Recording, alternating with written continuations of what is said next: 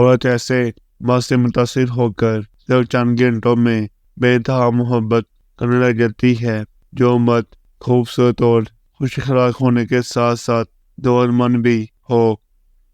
جس عورت سے آپ کو محبت ہے، اس کی خواہشات کو دبا کر رکھنا، وہ ہمیشہ وفادار رہے گی۔ محبت ایک اندر کنواں ہے جس کی گہرائی صرف وہ شخص جان سکتا ہے جس نے اس میں کود کر جان دی ہو، لیکن وہ اس قابل ہی نہیں ہے تاکہ کسی سے اپنا تجربہ بیان کر سکے۔ اس کے علاوہ سب مفروضے ہیں۔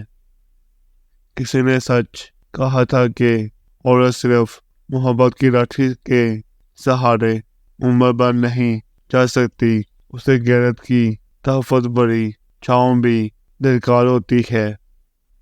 احتیاط ضرور کیجیے، چاہے آپ سڑک پار کر رہے ہیں یا حد۔ رنگت سے عورت کی کشش کی پہچان: جس عورت کا رنگ سانولا ہو وہ عورت پرکشش ہوتی ہے۔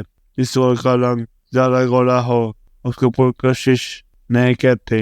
جس عورت کا رنگ کالا ہو وہ عورت کچھ علاقوں میں خوبصورت سمجھی جاتی ہے۔ انسان کو انسان کے سمجھنے کی ضرورت ہے بس، ورنہ اکثر دس لہجوں کے پیچھے کان سے نازک دل ہوتے ہیں۔ گھٹیا موسیقی، بد ذائقہ چائے، دل پھینک قسم کی مرد اور مسلسل چپ عورت ناقابل برداشت ہوتے ہیں۔ جب خواہشیں مر جاتی ہیں تو سمجھوتے باقی رہ جاتے ہیں۔ جس عورت کی ناک یا ہونٹوں کے اوپر تل ہو تو وہ عورت اپنے شوہر سے بہت محبت کرنے والی ہوتی ہے۔ میرے خیال میں کسی سے حسد کرنا زندگی جیسی نعمت کو ضائع کرنے کے مترادف ہے۔ اگر آپ عورت سے محبت کرنا چاہتے ہیں تو ہر حال میں آپ کو اس کا پاگل پن بھی برداشت کرنا پڑے گا۔ ہم یہاں تو عورت کو نگاہ میں رکھتے ہیں یا نگاہ میں رکھتے ہیں، اور مسئلہ یہ ہے کہ اسے نگاہ میں رکھتے ہیں اس سے نگاہ میں نہیں رکھتے، اور جسے نگاہ میں رکھتے ہیں اسے نگاہ میں نہیں رکھتے۔ عشق اور نفرت میں عورت کو مرد کبھی نہیں ہرا سکتا۔ جس طرح عورت عشق کرتی ہے مرد کبھی بھی نہیں کر سکتا۔